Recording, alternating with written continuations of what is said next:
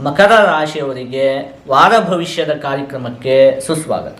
ನೋಡಿ, ನಿಮಗೆ ಈ ಡಿಸೆಂಬರ್ ತಿಂಗಳ 22ನೇ ತಾರೀಕಿನಿಂದ ಹಿಡಿದು 28ನೇ ತಾರೀಕಿನವರೆಗೆ, ಅಂದರೆ ಈ ಮಧ್ಯ ಒಂದು ವಾರದಲ್ಲಿ ಏನೇನು ಫಲಪ್ರಾಪ್ತಿ ಆಗುತ್ತೆ ಅಂಥೇಳಿ ನಾವು ಸಂಕ್ಷಿಪ್ತವಾಗಿ ನೋಡೋಣ.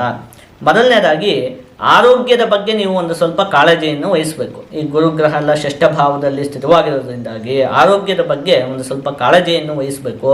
ಅದರಲ್ಲೂ ಕೂಡ ವಿಶೇಷವಾಗಿ ಕಾಲಿಗೆ ಸಂಬಂಧಪಟ್ಟಿರುವಂತಹ ಆರೋಗ್ಯದ ವಿಚಾರದಲ್ಲಿ ಜೋಪಾನವಾಗಿರಬೇಕಾಗತ್ತೆ. ಎಲ್ಲೋ ನಡೀತಾ ಇರ್ತೀರಿ, ಅಲ್ಲಿ ಕಲ್ಲೋ ಏನೋ ಒಂದು ಕಾಲಿಗೆ ಎಡಗುವಂಥದ್ದು ಇಂಥದ್ದೆಲ್ಲ ಉಂಟಾಗೋದಕ್ಕೆ ಅವಕಾಶ ಇರುತ್ತೆ. ಬಟ್ ಕಾಲಿನ ಆರೋಗ್ಯದ ವಿಚಾರದಲ್ಲಿ ಸ್ವಲ್ಪ ಜೋಪಾನವಾಗಿರಬೇಕಾಗತ್ತೆ. ಇನ್ನು ದುಡುಕಿ ನೀವು ಯಾವುದೇ ನಿರ್ಧಾರವನ್ನು ಕೂಡ ತೆಗೆದುಕೊಳ್ಳಬಾರದು. ನೋಡಿ, ಯೋಚನೆ ಮಾಡಿ. ಯಾವುದಾದ್ರೂ ನಿರ್ಧಾರ ತೆಗೆದುಕೊಳ್ಳುವುದಕ್ಕಿಂತ ಮುಂಚೆ 10 ಸಲ ಯೋಚನೆ ಮಾಡಿ. ಮತ್ತು ನಿಮ್ಮ ಸುತ್ತಮುತ್ತ ಇರೋರು, ಹಿರಿಯರು, ಅವರ ಹತ್ರ ಎಲ್ಲ ಸಲಹೆಗಳನ್ನು ತೆಗೆದುಕೊಳ್ಳಿ. ಏನಾದರೂ ನಿರ್ಧಾರ ತೆಗೆದುಕೊಳ್ಬೇಕಾದಂತಹ ಸಂದರ್ಭದಲ್ಲಿ ನೀವೇ ದುಡುಕಿ ಯಾವುದೇ ನಿರ್ಧಾರವನ್ನು ಕೂಡ ಈ ವಾರದಲ್ಲಿ ತೆಗೆದುಕೊಳ್ಳುವುದಕ್ಕೆ ಹೋಗಬಾರ್ದು.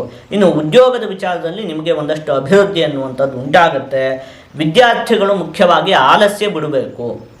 ಗುರುಗ್ರಹ ಷಷ್ಠ ಭಾವದಲ್ಲಿ ಸ್ಥಿತವಾಗಿರೋದ್ರಿಂದಾಗಿ ಪುಸ್ತಕ ತೆಗೆದುಕೊಂಡೆ ಮುಚ್ಚಿಟ್ಟು ಎಲ್ಲಿಗಾದರೂ ಹೋಗೋಣ ಅಂತ ಹೇಳಿ ಅನಿಸುತ್ತೆ. ಆ ರೀತಿಯೆಲ್ಲ ಮಾಡಬಾರ್ದು, ಆಲಸ್ಯವನ್ನು ತ್ಯಜಿಸಬೇಕಾಗತ್ತೆ. ಆದಷ್ಟು ನೀವು ಈ ವಾರದಲ್ಲಿ ಶಿವದೇವರ ಆರಾಧನೆಯನ್ನು ಮಾಡಬೇಕು. ಹೀಗೆ ಮಾಡುವುದರಿಂದ ನಿಮಗೆ ಯಾವುದೇ ಅಶುಭ ಫಲ ಅಂತ ಹೇಳೋದು ಪ್ರಾಪ್ತಿಯಾಗುವುದಿಲ್ಲ.